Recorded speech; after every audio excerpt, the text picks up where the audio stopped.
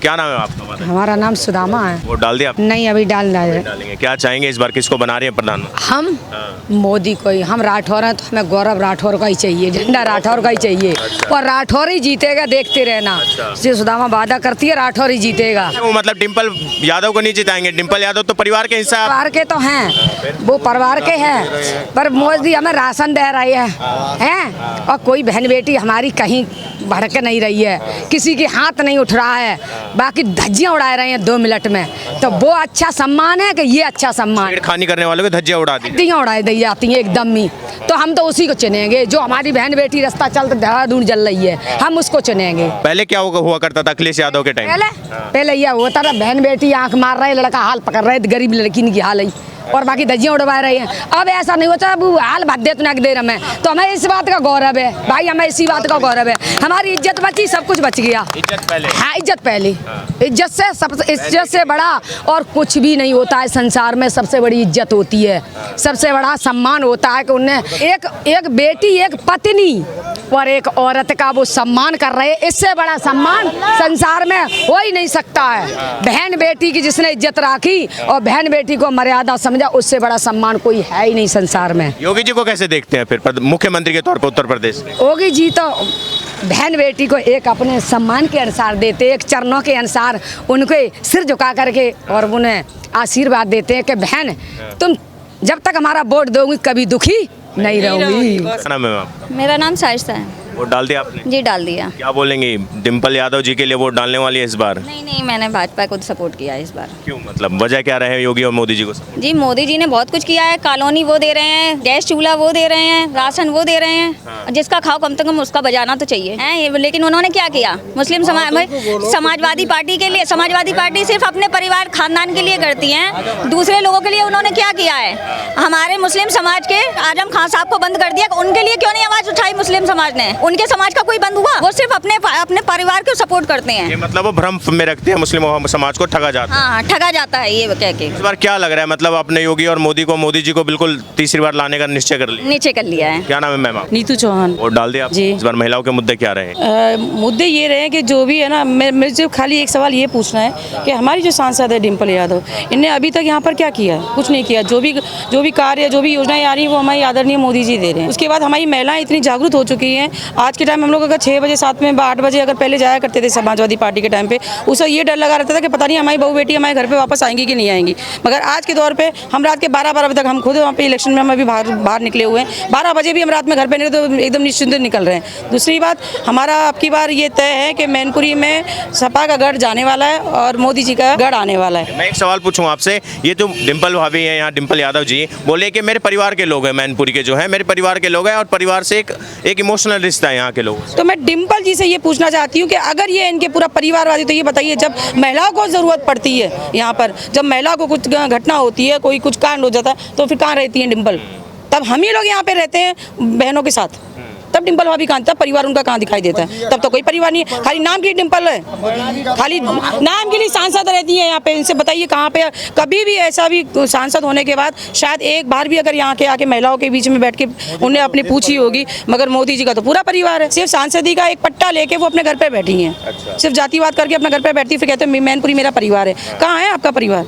परिवार तो हम है। क्योंकि जो कार्य इन्हें अभी फिलहाल 2-3 दिन पहले इन्हें जो किया है, हमारे योगी जी भी आए थे, उन्होंने भी रोड शीट किया। मगर जो रोड शो आपने किया है, आपने रोड शो नहीं किया, आपने गुंडागर्दी दिखाई दी। और आदरणीय मोदी जी के लिए इतने, योगी जी के लिए इतनी गलत लफ्ज बोले गए, वो शर्म मुझे आती है बोलने के लिए। मतलब एक गाली, इस तरह से गाली देना वो शोभा नहीं देती है। और फिर रह गया मुसलमान समाज या और भी समाज बोलते हैं, तो भारतीय जनता पार्टी हमेशा सभी जाति को साथ में लेके चलती है, कभी भेदभाव नहीं करती। क्या नाम है सर आपका? नूर मोहम्मद। क्या बोलेंगे सर नूर मोहम्मद जी, मैनपुरी में इस बार मुस्लिम समाज क्या देख रहा है? परिवर्तन चाहता है या समाजवादी पार्टी का गढ़ बचाने में मदद करने वाला है? माननीय प्रधानमंत्री के द्वारा जो जन कल्याण योजनाएं चलाई गई हैं, उसमें बहुत बड़ी संख्या में मुस्लिम समाज को फ़ायदा पहुंचा है। चाहे वो आवास का काम हो, चाहे वो इलाज का हो, आयुष्मान कार्ड का हो, चाहे फ्री राशन का हो, ये बहुत बड़ी तादाद में मुस्लिम समाज को बिना भेदभाव के जो फ़ायदा पहुंचाया गया है, उसी का नतीजा है कि आज वोट डे वाले दिन बहुत बड़ी संख्या में मुस्लिम समाज भारतीय जनता पार्टी को वोट कर रहा है। अच्छा, नहीं, थोड़ा सा ये बोला जाता है कि जो यूपी का मुस्लिम है, उत्तर प्रदेश का मुस्लिम है, वो एक तरफा समाजवादी पार्टी को वोट डालता है, एक छत्र राज है समाजवादी पार्टी का मुस्लिम वोटरों को। अब वो फैक्टर खत्म हो गया है। मुसलमान को जहाँ से फ़ायदा मिलेगा वो उसका काम करेगा। मोदी योगी फैक्टर चल रहा है। यहाँ पे माननीय जयवीर सिंह भारी वोटों से चुनाव जीतने जा रहे हैं और समाजवादी पार्टी हारने जा रही है। और डिम्पल भाभी के लिए आप लोग वोट नहीं करेंगे, एक जो इमोशनलिस्ट। अब वो आप कह रहे हो भाभी, हो सकता है आपकी भाभी हो, मगर हम तो भारतीय जनता पार्टी के समर्थन में। और मुस्लिम समाज आप देख रहे हैं, महिलाएं भी हैं। ये मुस्लिम बाहुल क्षेत्र है। यहाँ प्रधानमंत्री योजना के अंतर्गत 100 से ज़्यादा कॉलोनियाँ केवल मुस्लिमों को मिली हैं, जबकि उसमें समाजवादी पार्टी का पूर्व सभासद जिसने 50 से लेकर 60-70 हज़ार रुपए तक दलाली की है, उसमें ये समाजवादी पार्टी का काम है। यहाँ मुस्लिम समाज को 100 से ज़्यादा कॉलोनियाँ इसी क्षेत्र में मिली हैं। क्या कौन सी दलाली की बात करिए? जी, कॉलोनी में जो कॉलोनी के लिए दलाली मिली है, प्रधानमंत्री आवास योजना के तहत यही सपा के कर्मचारी थे, इन्हीं लोगों ने लिए। सभासद है, पूर्व सभासद, उन्होंने लिए 60-60 हज़ार, 50-50 हज़ार घूस लिए यहाँ। जी लिए। क्या नाम है सर आपका?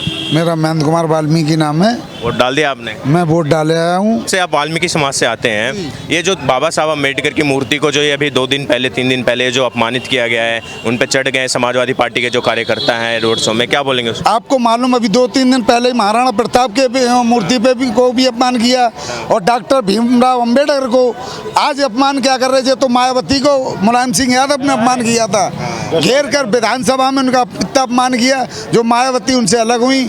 और ऐसी समाज जाग चुका, अब अनपढ़ गंवार नहीं है। अब अपने बदले का लड़ाई झगड़े से नहीं, मत से बदला लेगा। जो भी एससी समाज का अपमान करेगा उसको भुगतना पड़ेगा। लग रहा है कि ये जो अभी घटना हुई है 2 दिन पहले, इसका थोड़ा सा चुनाव में प्रभाव पड़ेगा। महाराणा प्रताप का अपमान, भीमराव अम्बेडकर की मूर्ति का अपमान, आज वो स्थिति है पूरे मैनपुरी जनपद में लोकसभा सीट पर कि भारतीय जनता पार्टी एवं समझदार लोग महाराणा प्रताप के अपमान से एवं डॉक्टर भीमराव के अपमान से बहुत लोगों में बदलाव आया, जो इनके गुंडागर्दी को ख़त्म करने के लिए बीजेपी का साथ देंगे और मोदी जी को तीसरी बार प्रधानमंत्री बनाने का काम करेंगे। क्या नाम है सर? मेरा नाम विशाल वाल्मीकि है। वोट डाल दिया आपने? मैंने वोट अभी डाल दिया है। ये तो मैनपुरी उनका गढ़ समझा जाता है, समाजवादी पार्टी का सबसे मेन गढ़ जो समझाता है मैनपुरी समझा जाता है। क्या लग रहा है इस बार क्या माहौल बदल सकता है? पिछले उपचुनाव में डिम्पल यादव ने एक बहुत बड़ी जीत हासिल की थी यहाँ से। आप बिल्कुल सही कह रहे हैं, कभी ये रहा है, लेकिन इस गढ़ को उन्होंने गड्ढा बना दिया है और आज एक मत होकर माननीय मोदी जी, माननीय योगी जी के पक्ष में लोग मतदान भारी संख्या में कर रहे हैं, क्योंकि वो उनकी योजनाओं से प्रभावित हैं। गरीब हो, दलित हो, मजदूर हो, किसान हो, हर वर्ग को उन्होंने योजना का लाभ दिया, किसी भी प्रकार का भेदभाव नहीं किया है। और पूर्व की सरकारों में और सपा की सरकारों में भेदभाव के साथ काम किया जाता था। अगर पुलिस की भर्ती होती थी तो यादव समाज से अब क्या भेदभाव होता था? बिल्कुल, सूची सफाई में बनती थी। शिवपाल सिंह यादव सूची बनाते थे, रामगोपाल यादव जी सूची अलग बनाते थे। लेखपाल की भर्ती हो, पुलिस की भर्ती हो, किसी भी विभाग की भर्ती हो, उसमें उनकी सूचियां चलती थी, थैले बोरे खुल जाते थे, वहां से डोनेशन आता था और जाके सूची में नाम चले जाता। योगी सरकार में क्या होता है? माननीय योगी जी की सरकार में निष्पक्ष कानून चल रहा है, न कानून का राज स्थापित है। हम लोग आज स्वतंत्र, हमारी बहन बेटियां रात के 12 बजे भी कहीं से आ जा सकती है। किसी को कोई चोरी का, चकारी का, छिनैती का, लूट का, उनकी मान सम्मान इज्जत का कोई डर नहीं रह गया है। हम लोग स्वतंत्र बैठे। 2 दिन पहले जो घटना हुई है मैनपुरी के अंदर, थोड़ा सा जो नेशनल मीडिया में भी आया था, ये जो महाराणा प्रताप की मूर्तियों पर चढ़ना और ये जो गाली गलौज चीज़ें हुई हैं, क्या बोलेंगे इसके ऊपर? जो बोल रहे हैं मोदी योगी जी ने बोला कि गर्मी शांत कर देंगे इनका इलेक्शन के बाद। नहीं, ये बिल्कुल गलत निंदनीय घटना है। महाराणा प्रताप जी की मूर्ति पर समाजवादी पार्टी के रोड शो में वहाँ के कार्यकर्ता और नवयुवक जाके महाराणा प्रताप जी के ऊपर चढ़ गए जूते पहनकर, और उसके बाद 2-3 युवक तो उनके ऊपर चढ़ गए जिन्होंने तलवार पकड़ के टेढ़ी कर दी, भाले को घुमा दिया।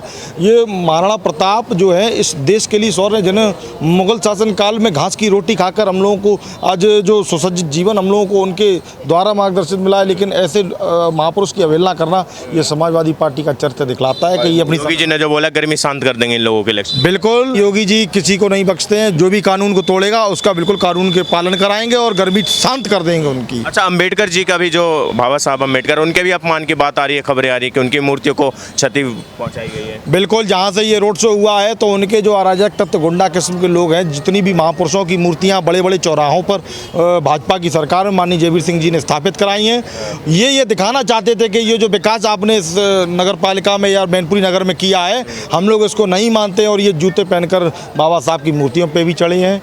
ये लोग हमेशा से जो है दोहरा चरित्र रखते हैं, महापुरुषों का अपमान करते हैं, मतदाताओं का अपमान करते हैं, यहाँ से वोट लेके जाते हैं, दिल्ली जाके एसी में बैठ जाते हैं, कभी भी जनता के हित की बात नहीं करते, ना कोई रोजगार ना कोई स्थापित करते हैं। मैनपुरी के लिए कई से सांसद रहे, कांग्रेस की गवर्नमेंट में इनका समर्थन रहा है, लेकिन मैनपुरी के लिए कुछ नहीं किया इन लोगों ने। थोड़ा सा भी मुद्दा चल रहा है यूपी के अंदर कि गुंडा राज, एक तरफ से योगी जी का बुलडोजर राज चल रहा है, किसी का भी घर कभी भी तबाह कर देते हैं और थोड़ा सा मतलब डराया धमकाया जाता है, किसी को कभी मरवा देते हैं, इनकाउंटर हो जाता है। ऐसा कुछ नहीं है।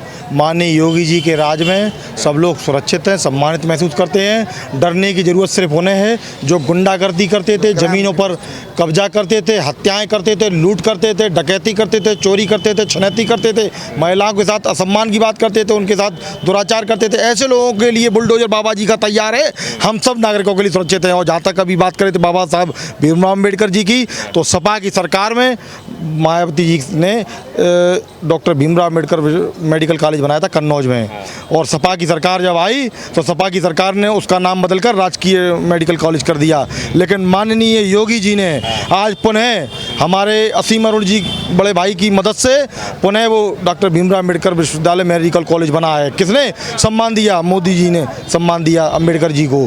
सपा का ये हमेशा चरित्र रहा है कि जिन्होंने संविधान को कुचला है। 2014 में जब डिम्पल यादव जी लोकसभा चुनाव लड़ी थी तो वहाँ से सुब्रत पाठक को किडनैप कर लिया गया तो निर्विरोध वहाँ से महिला सांसद बना दी गई थी। क्यों? क्योंकि उनके पति मुख्यमंत्री थे इस प्रदेश के।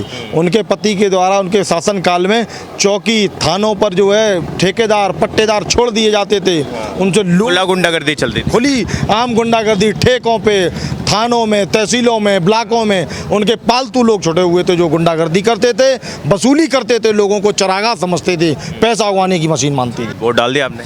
जी अभी डालने जा रहे हैं। क्या मुद्दे रहे इस बार, किसको बना रहे प्रधानमंत्री? देश हित में करेंगे जो होगा।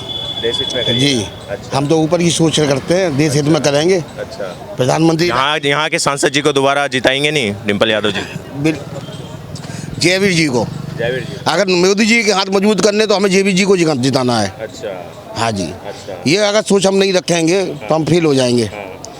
हमें देश हित की भी सोचनी है कि ये नहीं कि अपना शहर, अपना गाँव, अपना मोहल्ला, अरे देश की भी सोचो। देश हित के तो अखिलेश यादव भी सोच रहे हैं आपके। लेकिन अखिलेश यादव है क्या करेंगे?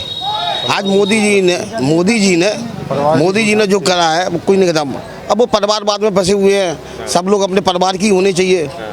परिवारवाद भी देखो आप, अब मोदी जी का परिवार पूरा देश है, एक व्यक्ति नहीं है। एक व्यक्ति नहीं है, ना उनका परिवार, ना भाई ना भतीजा, पूरा देश परिवार है। आज वो देश के लिए सब कुछ कर रहे हैं। और अपने देश को विश्व गुरु बनाने वाला कौन है? विश्व गुरु हमारे प्रिय मोदी जी ने ही बनाया है।